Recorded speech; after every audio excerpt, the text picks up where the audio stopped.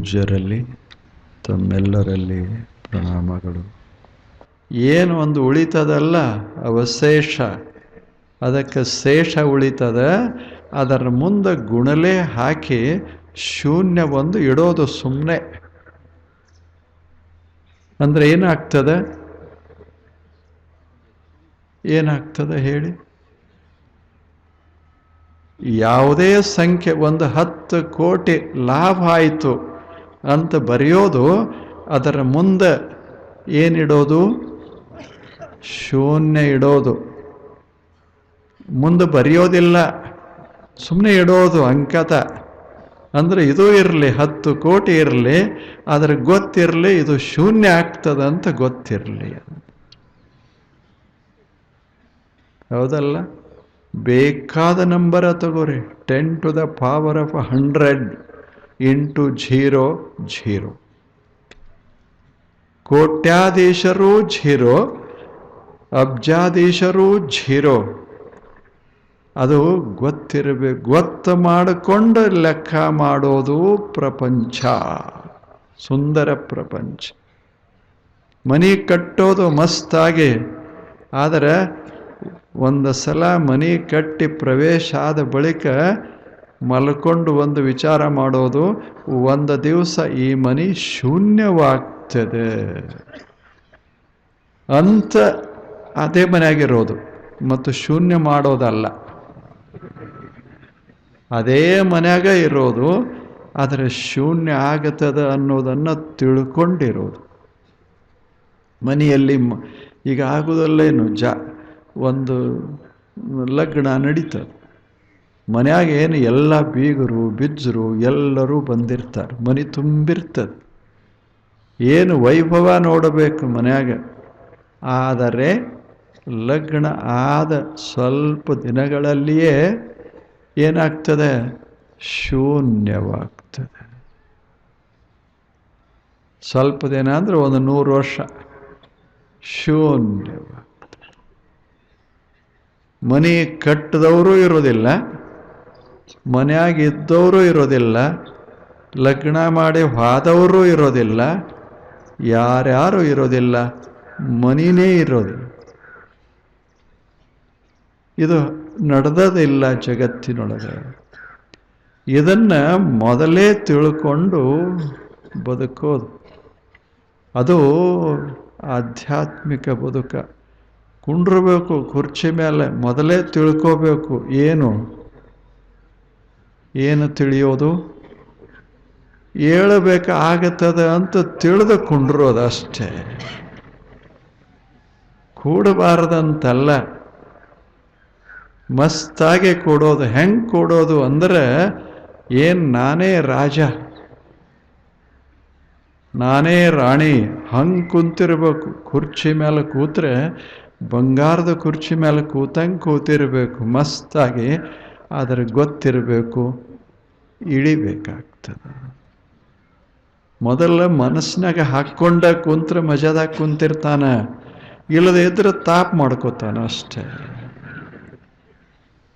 ಇಬ್ಬರೂ ಕೂಡ್ತಾರೆ. ತಿಳಿದವನು ಕುರ್ಚಾಗ ಕೂತಿರ್ತಾನೆ, ತಿಳಿಲಾರ್ದವನು ಕೂತಿರ್ತಾನೆ.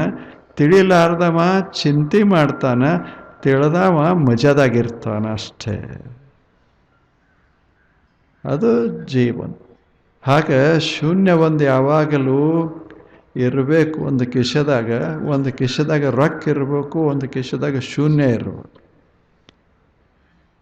ಈ ಕಡೆ ಕೈ ಹಾಕಿದ ಕೂಡಲೇ ಮನಸ್ಸಿನಾಗ ಲಕ್ಷಾಧೀಶ ಅನ್ನಿಸ್ತದ, ಈ ಕಡೆ ಕೈ ಹಾಕಿದ ಕೂಡಲೇ ಸರಳ ಇಲ್ಲೇನು? ಇದಕ್ಕಾಗಿ ಹಿಮಾಲಯ ಬೆಟ್ಟಕ್ಕೆ ಯಾಕೆ ಹೋಗ್ಬೇಕು? ಭಾರಿ ಭಾರಿ ಯೋಗರೇ ಯಾಕೆ ಮಾಡಬೇಕು? ಸಾದಾ ಇದು. ಸುಮ್ಮನೆ ಇದೊಂದು ತಗೊಂಡು ನಿರಾಳ ಆಗ್ತಾನೆ ಮನುಷ್ಯ. ಇದು ಅಲ್ಲಮ ಪ್ರಭುಗಳ ಶಬ್ದ ಇದು, ಗುಹೇಶ್ವರ ನಿರಾಳ. ಈಗ ಕೂತಲ್ಲೇ ನೀವೇ ನಿರಾಳ. ಮನಿ ಇಲ್ಲ, ಹೊಲ ಇಲ್ಲ, ರೊಕ್ಕ ಇಲ್ಲ, ಗೆಲ್ಲದ. ಈಗ ಕೂತಾಗ ಎಲ್ಲದ? ಏನೇನೂ ಇಲ್ಲ. ಏನು ಇಳ್ಯಾಕೂ ಸಹಿತ ಇಲ್ಲ. ನೆಲದ ಮೇಲೆ ಕುಂತ ಬಳಕ ಇಳಿಯೋದರಿ ಎಲ್ಲಿ ಹೇಳಿ? ಏನೇನೂ ಇಲ್ಲ. ಆದರೆ ಎಷ್ಟು ಮಜಾದಾಗ ಅದಿರಿ ಅಲ್ಲ. ಇದು ನಿರಾಳ, ಇದು ನಿರಾಳ. ಏನರೇ ಮಾಡಕ್ಕೆ ಹಾದೇವಿ ಅಂದರೆ ಮಾಡಬೇಕು, ಮಾಡಬಾರದಂತಲ್ಲ. ಮಸ್ತೆಲ್ಲ ಮಾಡೋದು. ಕೊನೆಗೆ ಅಲ್ಲಮರ ಹೇಳ್ತಾರೆ, ಗುಹೇಶ್ವರನೆಂಬ ಲಿಂಗದ ಅಲ್ಲ ನಿರಾ. ಮುಗಿತು ಅಲ್ಲಿಗೆ ನಿರಾ. ಹೇಗದ ಎಷ್ಟು ಮಾತು. ಆದಿ ಅನಾದಿ ಇಲ್ಲದಂದು, ಸೂರ್ಯ ಚಂದ್ರ ಇಲ್ಲದಂದು, ಧರೆ ಆಕಾಶ ಇಲ್ಲದಂದು ಗುಹೇಶ್ವರ ಹೇಗದಾನ? ಗುಹೇಶ್ವರ ನೀ ಹೇಗದಿ? ನಿರಾ. ಈಗಲೂ ಹಳ್ಳ್ಯಾಗ ಅಂತಿರ್ತಾರೆ, ಆ ಮನುಷ್ಯ ನಿರಾಳದ. ಇಲ್ಲದಿದ್ರೆ ಎಲ್ಲರೂ ಹಾದ ಬಳಿಕ, ಎಲ್ಲರೂ ತಾಪಾಗಿರ್ತದಲ್ಲ, ಎಲ್ಲರೂ ಹಾದ ಬಳಿಕ ನಿರಾಳ ಆಯಿತು. ಎಲ್ಲ ಹಾದ್ರು ಆರಾಮ್ ಅನ್ನೋದಿಲ್ಲ. ನಿರಾಳ ಶಬ್ದವನ್ನು ಹಳ್ಳಿಯವರು ಏನು ಅರ್ಥ ಮಾಡಿಕೊಂಡಾರ ಅದು ಅರ್ಥ ಅದ್ಭುತ. ನಿರಾಳಿರ್ಬೇಕು, ತಲೆಯಾಗ ಭಾಳ ಹಾಕೋಬಾರ್ದು. ತಲೆ ಖಾಲಿ ಇರಬೇಕು ಅಂತ. ಮತ್ತು ತಲೆ ಖಾಲಿ ಇರಬೇಕಂದ್ರೆ ಖಾಯಂ ಅಲ್ಲ. ಎಲ್ಲ ತುಂಬೋದು ಮಾಡೋದು ಮಕ್ಕಳಾಗ ಖಾಲಿ ಮಾಡೋದು ಅಷ್ಟೇ. ಮಲಗಿದಾಗ ಮತ್ತೆ ನಂದು ಜಮಾ ಅಷ್ಟಾಯಿತು, ಖರ್ಚು ಅಷ್ಟಾಯಿತು, ಹಿಂಗೆ ತಲೆಯೊಳಗೆ ಬಂತು ಅಂದರೆ ನಿದ್ರೆ ಕೆಡ್ತದೆ. ನಿದ್ರೆ ಕೆಟ್ಟಿತು ಅಂದ್ರೆ ನಾಳೆ ಬೆಳಿಗ್ಗೆ ಅವಾಗ ಏಳೋದಕ್ಕಷ್ಟ ಆಗ್ತದೆ, ಪ್ರಪಂಚ ನಡೆಯೋದಕ್ಕಷ್ಟ ಆಗ್ತದೆ. ತಣ್ಣಗೆ ಮಲ್ಕೊಳ್ಳೋದೇ ನಿರಾ. ಗುಹೇಶ್ವರ ಲಿಂಗ ನಿರಾ. ಸಾಕಲ್ಲ ಒಂದು ವಚನ ಎಲ್ಲ ಅದ ಇದರಾಗ. ಹೆಂಗೆ ಬದುಕಬೇಕು, ಮೊದಲೇನಿತ್ತು, ನಂತರ ಏನು ಬಂತು, ವಿಶ್ವ ಹೆಂಗದೆ, ತತ್ವಜ್ಞಾನ ಅದ, ಅನುಭಾವ ಅದ ಮತ್ತು ನೀತಿ ಅದ. ಎಷ್ಟು ಚಂದ ಅದ. ಹಂಗೆ ಈ ಜಗತ್ತನ್ನು ನೋಡೋದು, ಬದುಕೋದು. ಇಷ್ಟಾಯ್ತಲ್ಲ. ಇದು ಮೂಲ ವಸ್ತು ದೇವ ಅಥವಾ ಸತ್ಯ ವಸ್ತು. ದೇವನಿಗೆ ತತ್ವಜ್ಞಾನದಲ್ಲಿ ಸತ್ಯ ಅಂತಾರೆ. ಅವರು ಕರೆಯೋದು ಯಾವಾಗಲೂ ತತ್ವಜ್ಞಾನಿಗಳು ಸತ್ಯ. ಸತ್ಯ ಅಂದರೆ ಇರೋದು, ಇಲ್ಲದಂಗ ಎಂದೂ ಆಗೋದಿಲ್ಲ, ಹಂಗ ಇರೋದು, ಸದಾ ಇರೋದು. ಮತ್ತು ಒಂದೇ ಕಡೆ ಅಲ್ಲ, ಅಲ್ಲಿ ಸತ್ಯದ ಇಲ್ಲಿ ಸುಳ್ಳದ ಅಂತಲ್ಲ.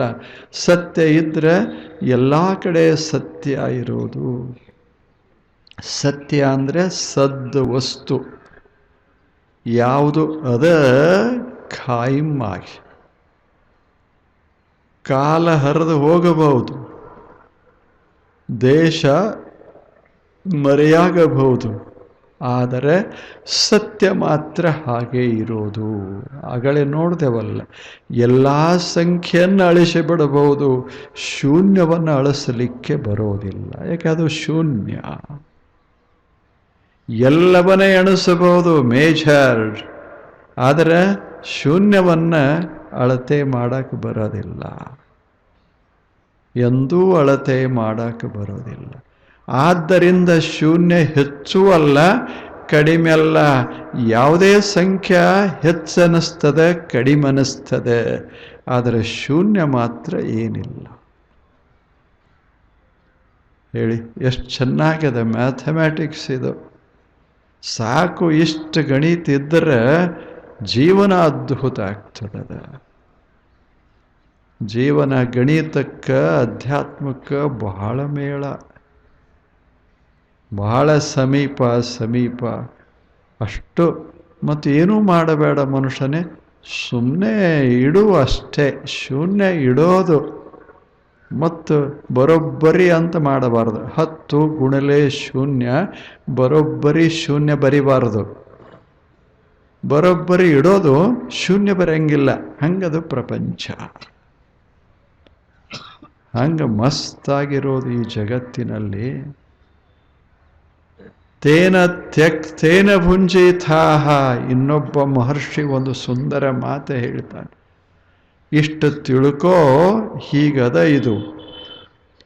ಮತ್ತು ಈ ಜಗತ್ತೆಲ್ಲ ಏನು ಬಂದದಲ್ಲ, ಇದು ಮೊದಲು ಏನು ಇತ್ತೋ ಅದರ ಮೇಲೆ ಇದು ತೋರಿದ್ದು.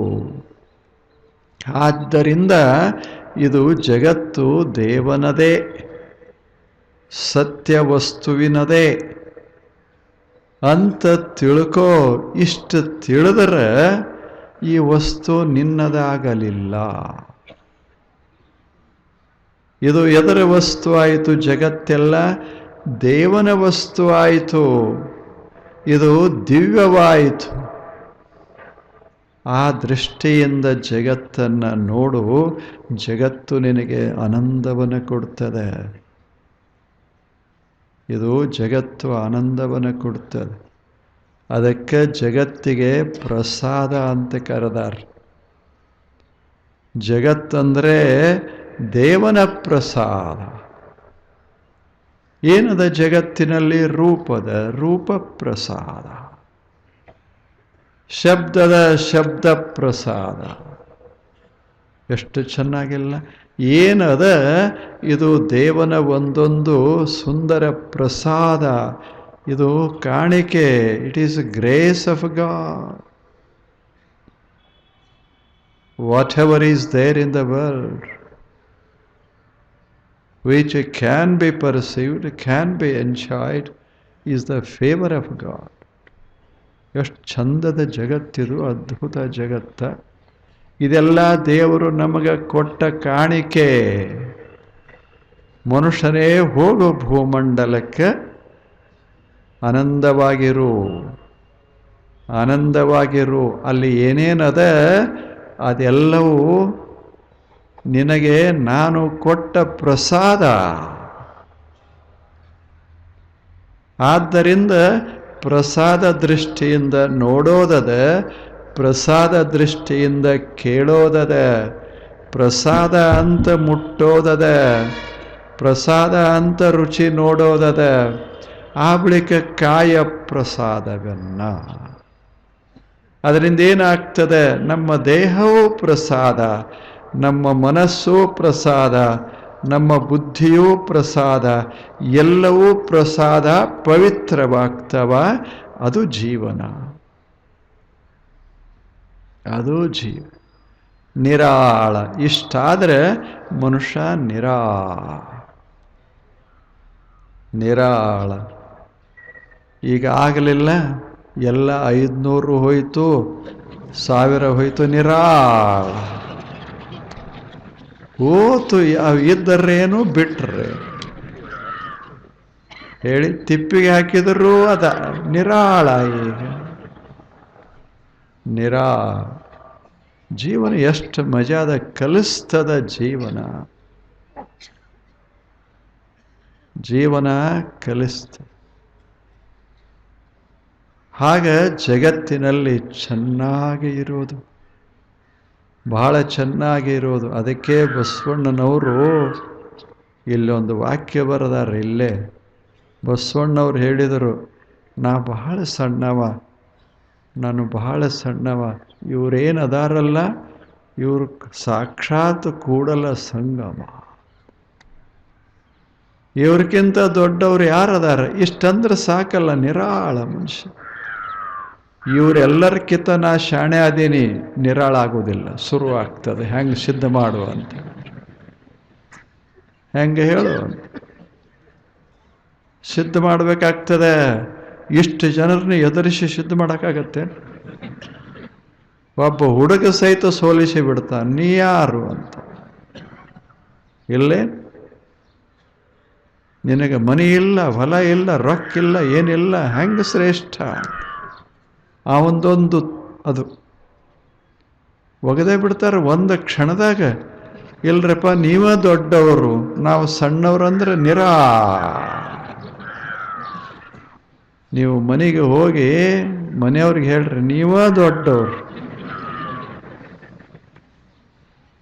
ಮನೆ ನೀವ ನೋಡ್ರಿ, ನೀವ ಮಾಡ್ರಿ, ಎಲ್ಲ ನೀವ ಹಿರಿಯರು ಇಷ್ಟನ್ರಿ. ಕಸ ಹೊಡೆಯೋದರಿಂದ ಊಟ ಮಾಡೋದಕ್ಕೆ ಎಲ್ಲ ಅವರೇ ಮಾಡ್ತಾರೆ. ನಾ ಶಾಣೆ ಆದಿನತ್ತು ಆದ್ರೆ ಮಾಡ್ಕೋ ಅಂತ. ಇಲ್ಲೇನು ಚಹಾ ಮಾಡ್ಕೋ. ಬಸವಣ್ಣವ್ರು ಅದಕ್ಕೆ ಮಜಾ ಮಾಡಿದ್ರು. ಅವರು ನನಗಿಂತ ಕಿರಿಯರಿಲ್ಲ, ನಿಮಗಿಂತ ದೊಡ್ಡವರಿಲ್ಲ. ಇಷ್ಟಂದ್ರೆ ಜಗಳನೇ ಮುಗೀತಲ್ಲ. ಜಗಳ ಮುಗೀತು. ಮನ್ಯಾಗ ಅತ್ತೆ ಇರ್ತಾರೆ, ನಿಮಗಿಂತ ದೊಡ್ಡವರೇ ಇಲ್ಲ, ಹಿಂಗಂದ್ರೆ ಸಾಕು. ಅವ್ರೇನೂ ಭಾಗವಹಿಸೋದಿಲ್ಲ, ಅವ್ರಿಗೆ ದೊಡ್ಡ ಸ್ಥಾನ ಅಟ್ಟ ಬೇಕಾಗಿರ್ತದೆ.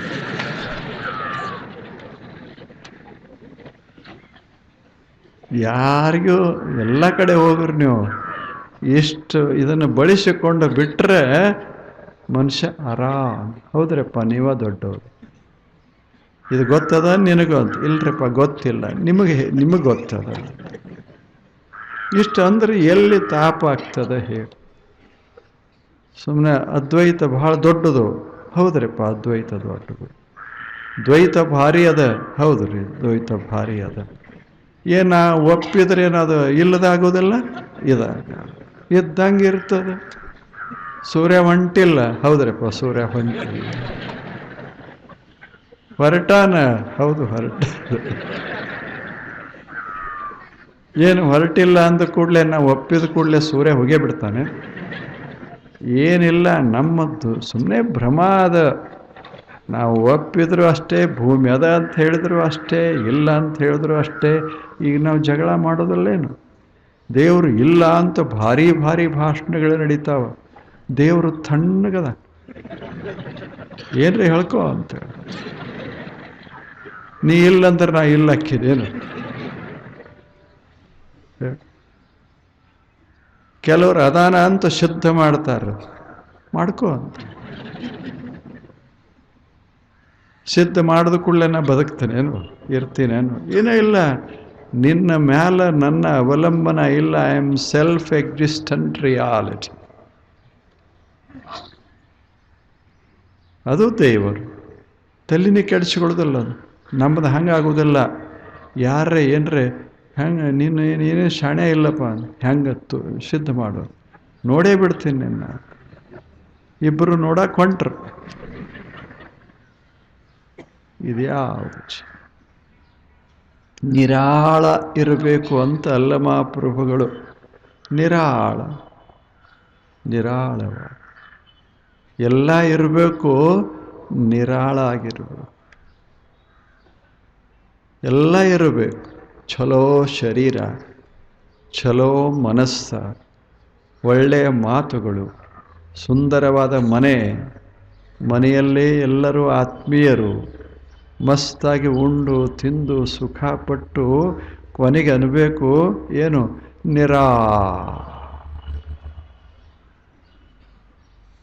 ಎಷ್ಟು ಚಂದದ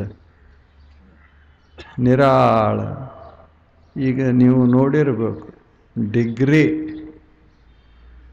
ಮೊದಲ BA ಆಗ್ತದೆ ಅಥವಾ BSc ಯಾವುದರೇ ಆಗ್ತದೆ, ಮುಂದೆ MSc ಆಗ್ತದೆ, ಮುಂದೆ PhD ಆಗ್ತದೆ.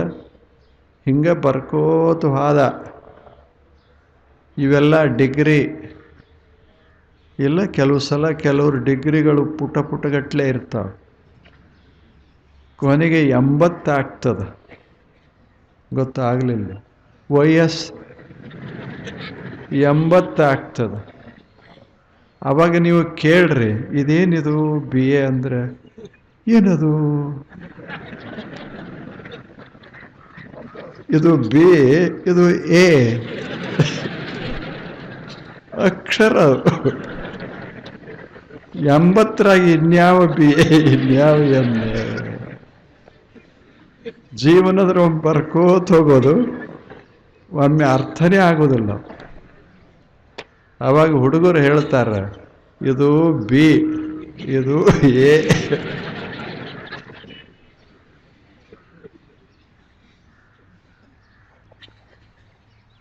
ಚಲೋ ಇಲ್ಲ? ಹಿಂಗಿರಬೇಕು ಜೀವನ. ಇದಕ್ಕೇನಂತೇವಿ? ನಿರಾಳ. ನಿರಾಳವನ್ನು ಅರಿಬೇಕು. ಮನುಷ್ಯ ನಿರಾಳನಾಗಿ ಇರಬೇಕು. ಇದು ಅಲ್ಲಮ ಪ್ರಭುಗಳ ಒಂದು ಸಣ್ಣ ಮಾತು. ಚಲೋ ಇಲ್ಲ ಮಾತು? ಈಗ ನೀವು ಮನೆ ಕಡೆ ಹೋಗುವಾಗ ನಿರಾಳ ಅನ್ಕೋತ ಹೋಗೋದು. ನಿರಾಳ. ಮನ್ಯಾಗ ಹೋದ ಕೂಡಲೇ ಅವ್ರು ಹೇಳ್ತಾರೆ, ತಾಸುಗಟ್ಟಲೆ ಹೋಗಿ ಏನು ಮಾಡ್ತೀರಿ ಅಲ್ಲಿ? ನಿರಾಳ.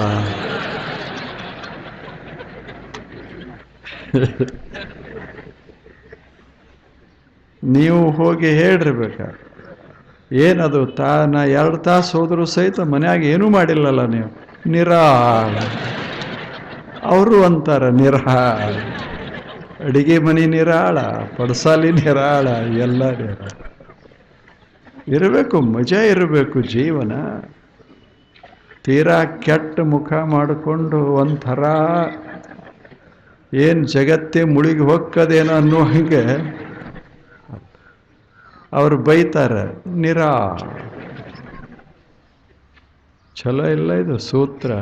ಇದಕ್ಕೆ ಅಲ್ಲಮ ಸೂತ್ರ ಅಂತ ಕರೀತಾರೆ. ಏನಿದು? ಅಲ್ಲಮರ ನಿರಾಳ ಸೂತ್ರ. ಆದಿ ಅನಾದಿ ಇಲ್ಲದಂದು, ಸೂರ್ಯ ಚಂದ್ರ ಇಲ್ಲದಂದು, ಧರೆ ಆಕಾಶ ಇಲ್ಲದಂದು ಗುಹೇಶ್ವರ ಲಿಂಗ ನಿರಾಳ. ಹೋಗಿ ಬನ್ನಿ ನಾಳೆ. ನಮಸ್ಕಾರ.